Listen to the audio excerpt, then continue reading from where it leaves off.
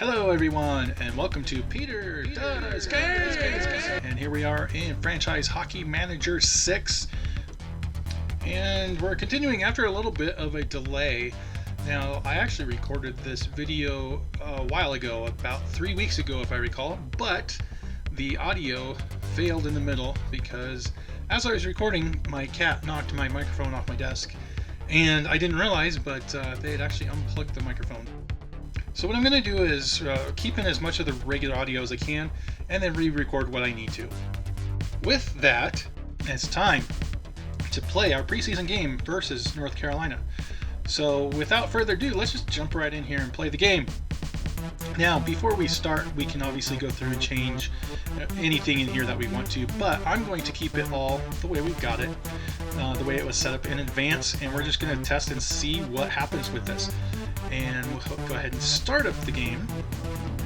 And as much as I've been making fun of it for how long it takes to load screens and things like that, the reality is this game is a lot of fun. So I hope you don't take it as me mocking it. I really love this game. I wouldn't put up with it if it wasn't as good as it is. Okay, so anyway, we have two options. We can sim the game or play the game. Now, a lot of times people are just going to sim it if you just want to get to the end and see the results. I, however, want to see how well my tactics and all of that stuff work. So we're going to play the game. And it's always worth playing at least once through. Let's first thing we want to do is go into the options, though. What I'm going to do, most people put this on very fast and all that. I'm going to actually do very slow for everything. And we'll do full highlights. We'll leave the crowd sound at medium. And we want to stop it on any time that's going to stop. And that's because the best way, in my opinion, to play this game, if you want a good experience with it, is to actually role play it as if it is a real game that's being watched and you have radio announcers, all of that stuff. So that's how I tend to do it. You obviously can do whatever you want. Now, before we start again, we can see we are the home team, so we will get the advantage of we can match up lines, things like that. And we hear from our assistant that the Hurricanes' offensive orientation is offensive. We are set to very offensive by default. And their physical orientation is non-physical. So if we want to, we can adjust some of our tactics on that basis. We can come in here. And as you could hear, that was the point at which my cat knocked my microphone off my desk and unplugged it. So I don't know what was said by me afterwards. That's part of why it's taken me a while to get back to this, because I know that there's a lot of this kind of thing where I can't remember what I was describing. Here, I know clearly I was showing the tactics that we'd set beforehand are still in place right here, and you could actually go in and adjust them if you need to while you're doing a game. So, for example, we could see if somebody was playing extremely physical, for example, then we could adjust our tactics to compensate for that and hopefully then play them better than we would otherwise. And we can also change those anytime we want. And now, as you can see, you can tell the goalies all start off cold. They have a thing in the game where all the players actually start a season rusty. So there's kind of a rust mechanic that they use. And the first couple of preseason games are used to get players into game shape so that they're good for the whole season. And if they play good, then they start to heat up. If they play poorly, they stay cold. They can even get colder than they are.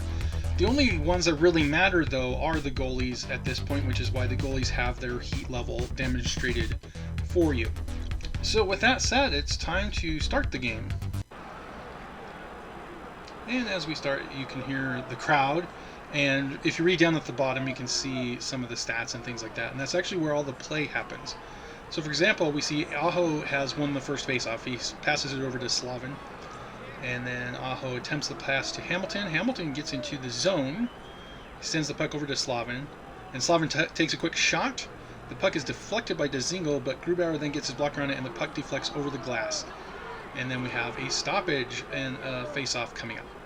So as you can see, that's the gist of how the plays work. You can kind of read on that and get involved with it. I like the fact that we have a crowd that says everything. And you can see up here, it shows the same kind of information that you would get if you're on the NHL.com website watching or keeping track of a hockey game that's in progress. This is the play-by-play that's all on there. It shows the shot that was saved by Grubauer, and then the face-off, how it was won, who takes it. One thing that we should clarify, though, is down below on this, where the mouse is currently, that shows where the puck or the last play happened, kind of thing. Now, on the NHL website, I've noticed that they switch the right and left side depending on the home team. In this game, it's always the home team on the right. The home goal is on the right, and the away goal is on the left. So that doesn't switch per period. It does change if you're watching the NHL website. So I think that was all that I covered while doing this, and now we're starting the next play here. So Landeskog's got it. He's going around the boards, beating Dzingel, and then there's a penalty to Hamilton, looks like. Yeah, Hamilton for hooking. So at this point, I'm just kind of going to let this play. You can kind of read the things at the bottom if you want and get a handle on how the game is progressing. I kind of like to read it in my head as a radio announcer. I would do it out loud right now, but I still am coming over a cold, and so my mouth gets dry really, really quickly, and I have to clear my throat a lot. So I won't be able to do it this time around, but I'll kind of stay silent and just be an observer of the game and break in. Obviously, when there's goals and stuff, I'm going to be cheering when that happens. But otherwise, I'm not going to be reading every single thing that comes by. So right here, we can see we're almost a full minute into the first period. And so far, there's only been one shot on goal, and that was from the Hurricanes. The Avs now have control, and this is the kind of thing that what I'm doing at this point while I'm watching this game is I'm trying to see who's got the pressure and where it's coming. So right now, Kadri's got the puck coming up. We're on the power play as the Avalanche. And what I want to see is us getting lots of shots on the power play. The power play in this game is not very realistic, unfortunately, because it tends to be the sort of thing where the teams just kind of play as if they were even strength. You can't really tell that there's a lot of advantage for the team that's on the power play. So even though we still got a minute left on this power play, there could be more shots going against the Avalanche than for them. It's right now the Avs did get a shot on goal, and so what I'm looking for is them to keep up the pressure. I want to see if my tactics are working. So far, we got 2 shots on goal compared to their 1. And since it's been a couple of weeks, I remember the outcome of this game, but I don't remember the details, so I'm not going to spoil anything. You can skip to the end if you want to see the final score, obviously. You can do that at any point. But for now, I'm just going to describe as I was playing the game what I was looking for. So here we are. We got Landeskog, can't beat Reimer. But we're getting shots, and there's still a penalty that's going on. So we just need to keep the shots coming. And I want to see the pressure, just keeping up the pressure. Not just for this, but for the entire offense that I picked. I picked a very offensive offense. I want to see them doing lots of stuff. I want lots of shots, just peppering the goalie. Because we're not focused on defense, so if it goes the other way, then there's a good chance that we'll be giving up lots of goals. So here we go. Nichushkin just shot on that one. Reimer is making a lot of good saves so far. The Avs are out shooting Carolina 6-1 at this point. So I'm pretty happy with what we've got so far. And right now, the penalty kill, it worked for Carolina. The Avs power play did not score a goal, but we got several shots on. And so now we just want to see if we can keep it going. And so we've got a lot of puck play here in the Carolina zone, and I really like that right now. So Slavin being checked by Donskoy, but Slavin still has control, moving the puck up to the neutral zone. So now you can kind of see the flow back and forth, and if you've played a lot of hockey video games, or if you watch a lot of hockey on TV, or if you ever played it in real life, then it's pretty simple to follow along with all of this. And you can kind of, again, I like to imagine it as a role-playing type of a thing. Part of it that we got another penalty coming up here, and that's high sticking against Pesci. So the Avs will be on another power play, and they're up 6-1. So before I continue my thought, if this was a more realistic type of a thing, of a game, then we'd see a lot more of an advantage towards the team with the power play. I say that and they score. So the first score is going to be a power play goal by McKinnon, assisted by Landeskog. And that, I gotta say, that happens quite frequently in real life as well. So McKinnon, with an assist of Landeskog at 16:33 in the first. That was the 8th shot on goal as well, compared to just one for Carolina. So getting back to my main point, as you're looking at the kinds of plays that happen, they're fairly realistic. It's the kind of stuff that really happens in a game. But it's also very simulated, and so sometimes you'll get lopsided scores, things like that. I was watching Let's Play from somebody else, and they got an 11-3 victory. It's possible in the NHL to do that, but that's very, very rare. In any case, so here, what I'm looking at from my team, what I'm looking for is the pressure that we're having. We're maintaining pressure in the Carolina zone. We're getting a lot more shots than Carolina is. So from my perspective here as the coach of this game, we're doing a great job. We're up 1-0 already. I don't really have anything that I would want to change from the setups that I've got. My tactics and my lines are exactly what I want them to be. So as we just watch this continue some more, the puck is now in our zone, but we're going to be carrying it back up. Belmar's got it to Graves in the neutral zone, and now it's back into the Carolina zone. So we're spending a lot of time in the Carolina zone. Carolina can't really get any plays developing because, again, they've only got the one shot. They've only been able to get that, and that was right at the beginning of the game. So they started off with one shot, and now there have been 8 unanswered shots from the Avs. And that's the kind of pressure that I want to see. That's what I'm aiming for. So Colorado now just steals the puck, gets it over to Nichushkin, and Nichushkin's having an amazing year with Colorado. He wasn't doing so good with Dallas, who drafted him, but now that he's in Colorado, he's actually become the player that Dallas wanted when they drafted him. He just didn't click in Dallas. Nichushkin now actually has a heavy offense. It took him something like 1,600 games or 1,600 days between the last time he scored a goal and then when he scored one for Colorado, and now he's up to, I believe, 6 goals at this point. So, yeah, he's really clicking for the Avs. And here we've got Landeskog with McKinnon again on the offense in the zone, and it's 14-15 left in the game, so we're just over 5 minutes in. And once again, our top line is getting lots of pressure. They're doing a lot of passes. The one thing I might want to do on this is they're tending to do a lot of passes when I want them to shoot more.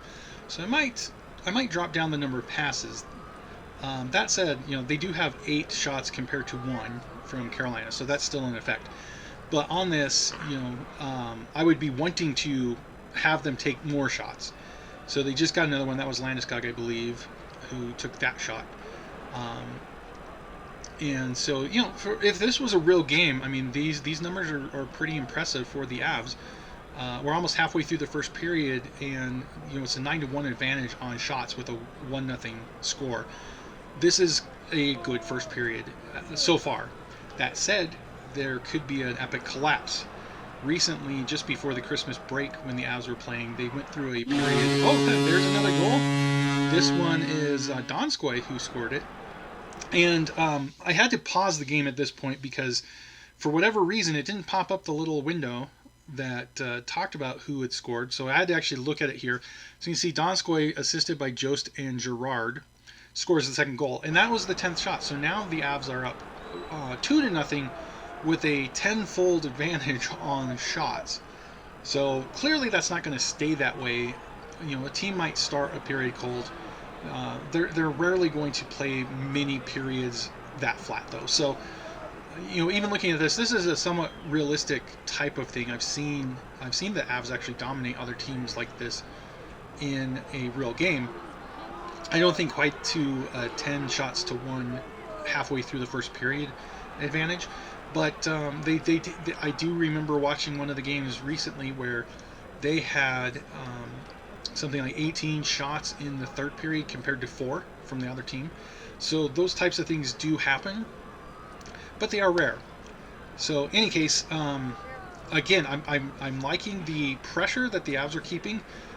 Carolina is not really getting that many shots off. We're 12:30 in the first left, and the Avs are just doing really, really good. Grubauer with his second save now. It took nearly 8 minutes between shots from Carolina. That's pretty impressive. The second one where McKinnon blocked it. Block shots do not count as shots because if they aren't on the net, if they're not at the goalie, then they don't count as a shot. So if you miss the net completely, not a shot. If it gets blocked out front, not a shot. If the goalie has to make a save, it is a shot. So that's something that people who don't play the game or haven't watched it much might not realize. But yeah, that's fairly accurate. So you'll see lots of times where they take a shot and it gets blocked and it doesn't count as a shot on goal because it's not. So yeah, those are just kind of the way that they do those statistics. In any case, let's just keep watching this. Landeskog in the offensive zone. And one of the things that you can see happens a lot is while they're in the offensive zone, they pass back to a defenseman who's actually in the neutral zone. And since you can't see what's going on, we don't know exactly what this would be, whether it's the kind of thing where it's simulating the puck going out of bounds and they have to get back into the neutral zone so they can return on side, or if this is just part of the game where it doesn't really know how to map that, and so there'll be times where it shows as if it's in the neutral zone when maybe it's still at the point. You never know. The little graphic icon doesn't have that much to do. That would be one thing that would be nice, is if they were able to come up with a little better graphics, even if it's just a two-dimensional graphic of what the game is doing. Again, I like what, the little icon, the little diamond on the ice is good. That helps us to see where action is happening. But it would just be better if they could make like two-dimensional figures so you could actually see how the players are going. Of course, this is more of a text game than it is a regular video game, quote-unquote video game. So I'm sure that's going to be way complicated to actually do that. And here we got Landeskog called on 2 minutes for tripping. So now the Avs will have to send out their penalty kill. But again, like I said, in this game, the way that they show penalties, it doesn't really give an advantage to the team with the power play. So, like right now, the Avs have it in the Carolina zone, and they're putting pressure on. They're keeping the puck down there as if they're playing 5-on-5. So, the penalties don't really seem like much of a penalty issue. So you can take penalties, it doesn't matter. You can get the power play and it doesn't matter. Yep, so here we are in the PK. It's a minute 25 left on there. 10 minutes left in the first period. And you can tell that the Avs are pretty much in control at this point. They're up 2-0. They're killing off this penalty. But again, the penalty doesn't really matter, so it doesn't give you a good indication of how your team's doing, just watching how they do on the PK. Instead, what I'm looking at again is just the amount of time that the Avs are spending in the Carolina zone, as opposed to the amount of time Carolina is spending in the Avs zone. The Avs they definitely have an advantage, is how I'll say that. They're keeping the pressure on Carolina throughout, which is why they're up by 2 goals right now. And it's also why they've got 8 more shots. And here we've got, it'll now be 4-4 because Dougie Hamilton took an interference penalty. So again, you won't be able to tell the difference, but in the stats, what this will mean is that there'll be another 4-on-4 for about 30 more seconds, and then the Avs will have a power play after that. In real life, when I'm watching the Avs, I really like them when they're on 4-on-4. When the ice opens up, the Avs are really, really good. They've not played that many games into overtime this year, but they've done a fairly good job in overtime because they're playing 3-on-3, and they just have the skill players that can really open it up, especially McKinnon. So 4-on-4 hockey for the Avs is actually really good, and at this point, that will end the penalty against the Avs. So now they have the power play again. They did score earlier on the power play, so it doesn't count because it's preseason. So that won't change any of the numbers that you see. But yeah, it'd be a pretty good one. This is going to be their third power play, I believe, of this game. It'll be a shortened one because of how it came in the middle of the PK earlier. So, in any case, here we can see you're getting down towards 8 minutes, and yeah, this is how I like to play this game. I'm just going to kind of let it go at this point because, again, fighting my cold, I'm kind of starting to have to clear my throat a lot more, and need to drink a little bit more fluids here. So I will just kind of shut up for a moment and let this play.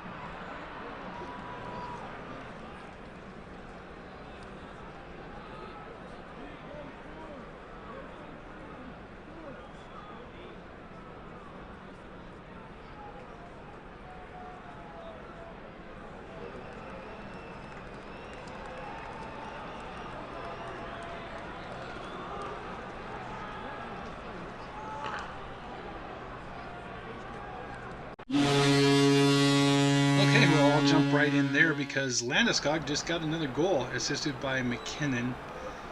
And that puts the Avs up 3-0 on 12 shots. And again, Carolina only has 3, so this has been a very dominant first period by the Avs in this game. So I'll come back at the end of the first period and give a little thoughts at that point as well. Or, if another team scores, whenever there's another score, I'll also throw in commentary. So otherwise, in about 2 minutes and 30 seconds of game time, then they'll be at the end of the first period.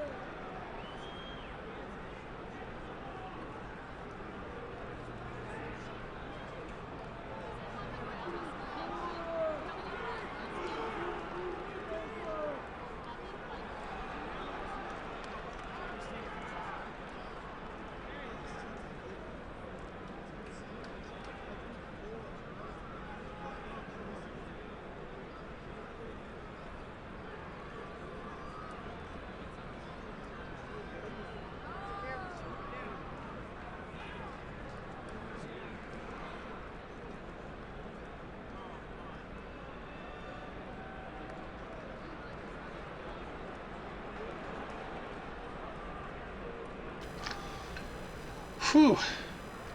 What a first period. So because this is the first one, I want to quickly go over a few things. Normally I'll skip this step, but so far we can look in and just do a quick review. We've got our 3 goals listed here from McKinnon, Donskoy, and Landeskog. The assists are mentioned on here. And then we've got the penalties listed through here. There's 3 on Carolina, 2 on the Avs. And as we, first, I guess we can look at this stuff. We got the game rating here with the offensive game rating and the defensive game rating.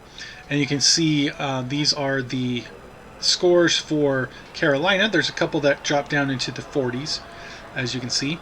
And then on the Avs, everybody's doing pretty good here. And we've even got up, like McKinnon's up to 68 for overall, 78 on his offensive. So they're doing a great job so far. So this is a place where you can see a lot of that stuff. We can look at the goalie percentage here. And Grubauer so far has stopped all 3 shots he's faced. He's hardly gotten any shots on him. Whereas Raymer has only stopped 9 of 12. So that's a 75% save average there. So because we don't have anything really to change on this, I like the sustained pressure that we've got on Carolina, then I'm not going to make any changes. But if we had noticed things, we could always still go in, change our tactics in the lines and things like that. And then we've got a really easy stat page here if you ever wanted to look at just what the stats are. And we can even change to highlight depending on what we want to have seen there. You can see where all the shots were taken from and things like that. So we'll go ahead and return. That's not really that important for this right now. we're just ready to continue on through the second period. So here we go.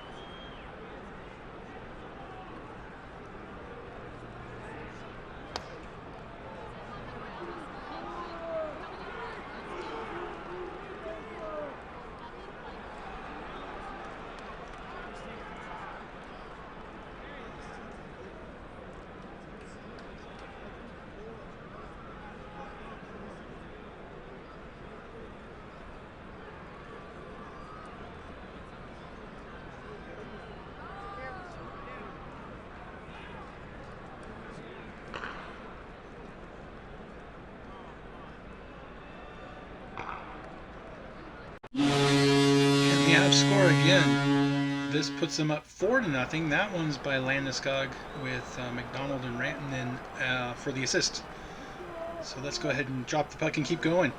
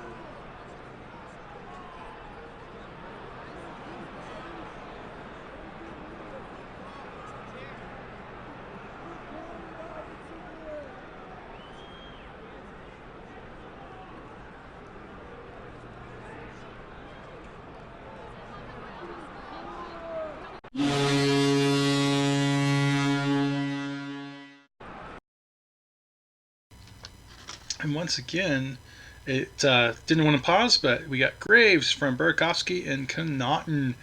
The Avs are tearing this up, oushooting 21-7, and it's 5-0.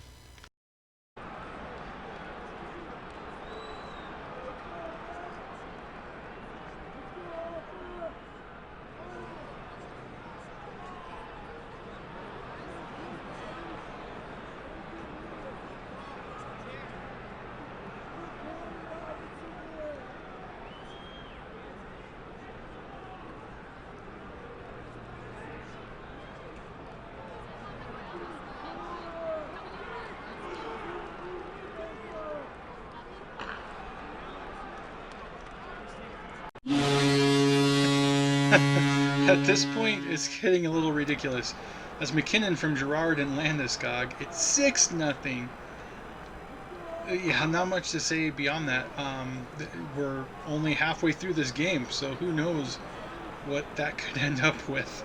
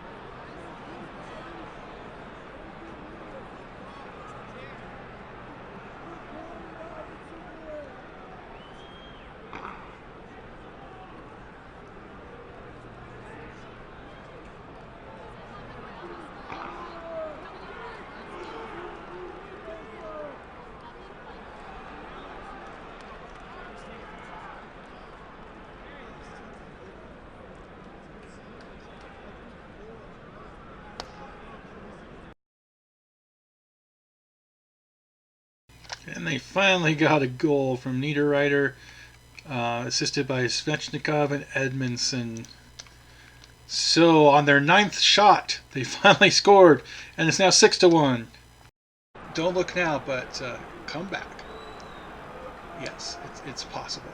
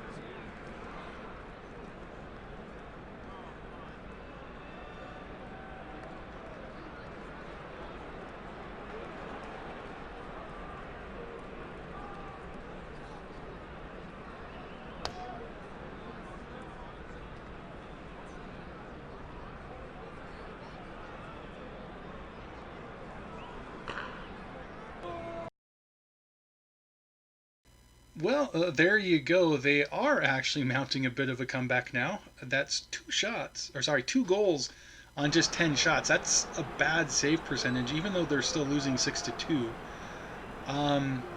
That's one of those things that since Grubauer hasn't really been challenged that much so far in this game, then that could make him a little bit rusty when it comes down to it. The Avs still have a 4-goal lead, though, and it's only a minute left in this period. I would have liked to have had Grubauer get a shutout, but again, this is preseason, so it doesn't really matter that much at this point. Now, we'll just need to make sure that Carolina doesn't come up with a bunch of goals now. Again, the Avs are geared towards being a very highly offensive oriented team, so it makes a lot of sense that they would score a lot of goals and also give up a lot of goals.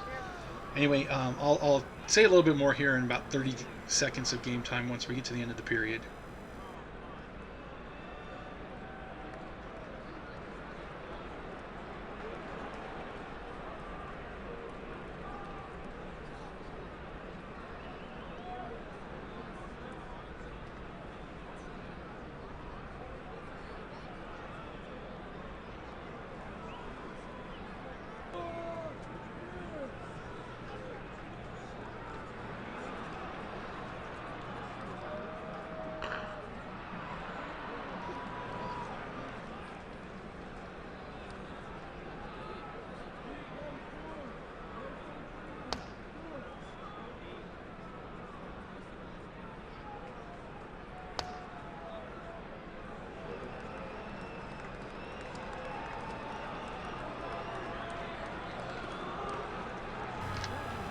And after 2, it is Colorado Avalanche 6 and Carolina Hurricanes 2. The Avalanche did good through the first half of that period, but then the second half, Carolina started to show some signs of life. Avs still lead 27-11 on shots, and of course have that 4-goal lead, but the third period will begin on the power play for Carolina.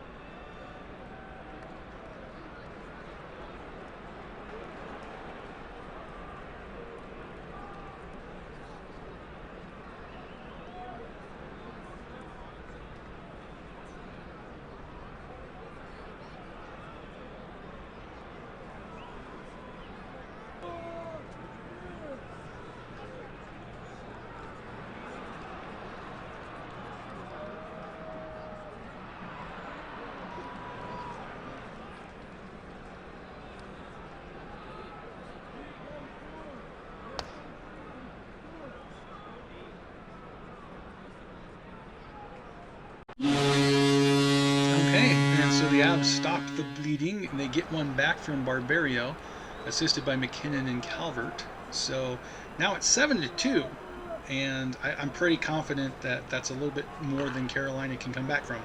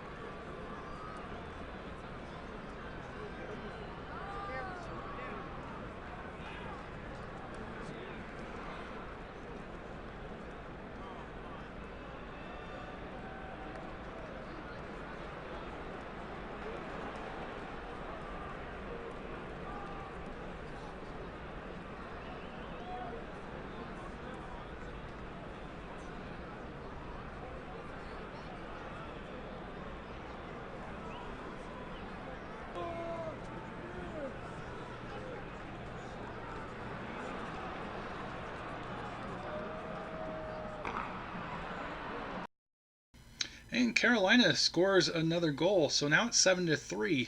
Ironically, as I'm recording the audio to this, that's actually the score of the last game that the Avs played. They beat the Golden Knights 7-4 right before the Christmas break. So I'm recording this over the Christmas break. So that's the most recent game that's been played by the Avs.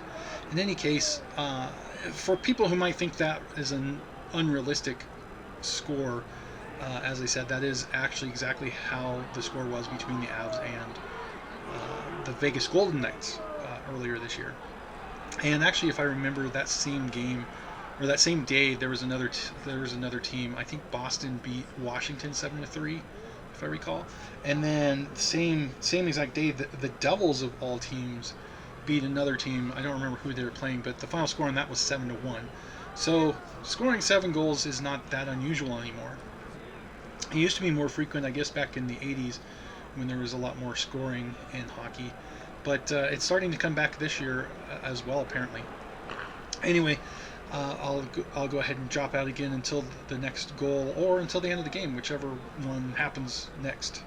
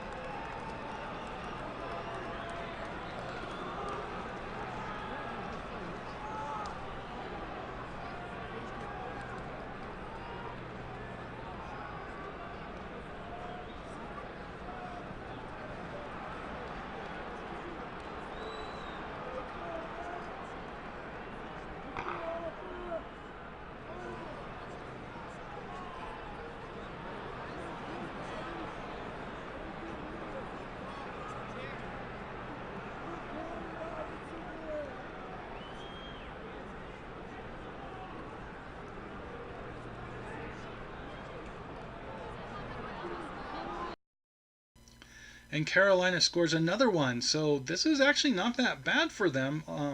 I don't think they'll make it further with only 3 minutes left, but they're now down by just 3 goals, 7-4. And they've scored their 4 goals on just 19 shots, whereas it took 35 shots for the Avs to get their 7. So if you look down in the corner, where it shows the goalies, Grubauer's not really doing that much better than Reimer was. So the difference is that Reimer has allowed 7 goals, whereas Grubauer's only allowed 4. But yeah, this is still preseason, so we'll see if he shakes that off and gets a little more solid. Giving up 4 goals in a game is not good. Still better than giving up 7 goals.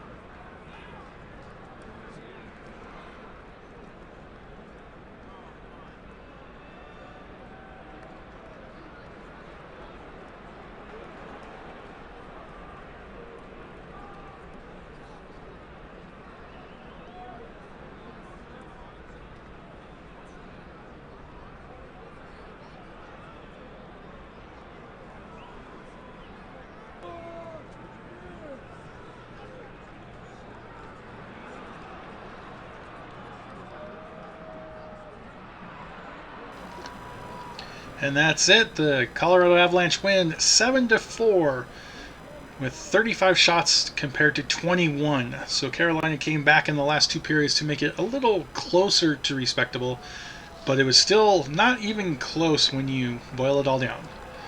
Let's go ahead and end the game now. As you can see, the 3 stars of the game were Gabriel Landeskog, 2 goals and 2 assists. Nathan MacKinnon also had 2 goals and 2 assists. And Samuel Girard had 2 assists. The game-winning goal goes to Ryan Graves. The ice time leader for Carolina was Dougie Hamilton with 24 minutes 59 seconds. Colorado's ice time leader was Cale Makar with 27 minutes and 36 seconds. There were no injuries. Carolina players with a good game were Slavin, and those with a bad game were Reimer. Colorado players with a good game were McKinnon, Landeskog, Jost, and Makar, and Grubauer had a fairly bad game. He let in 4 goals on very few shots. Where does it say here? Yes, 21 shots, 4 goals. That's compared to 35 shots with 7 goals for Reimer. So it's the first game of this preseason, so it doesn't really come as a surprise that these two would be the worst players out there. So there we go. With that, it is time to end this episode. I'll kind of just show the screen here. If you wanted to look over any of that, feel free to pause and check the different places. The only part where it might really be useful is seeing the various numbers here and then down here, which I will be looking at in more detail myself later. But this video is already a fairly long one, so I'm going to have to end it here.